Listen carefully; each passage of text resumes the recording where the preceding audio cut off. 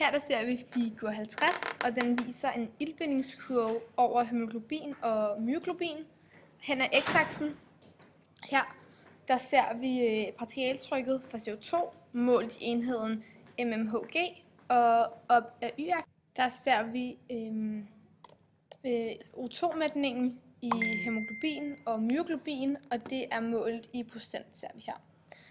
Og blodets iltmætning, det afhænger af O2'ens partialtryk i vævet, og den sammenhæng den kan også ses på kurven.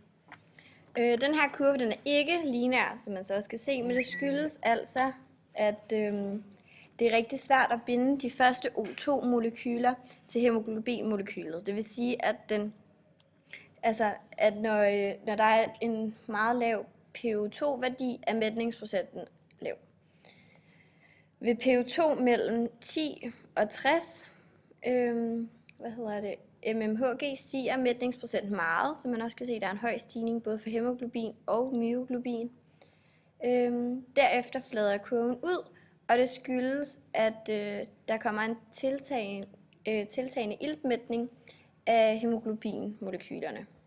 Så man kan se herover, så består hæmoglobin af 4 underenheder, som alle indeholder jern 2-ion, som man også kan se her på de her røde prikker.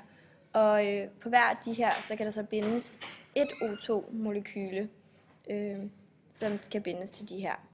Forskellen mellem hæmoglobin og myoglobin, det er, at myoglobin det er et stof, der findes i muskelcellerne, og det kan kun binde et enkelt O2-molekyl.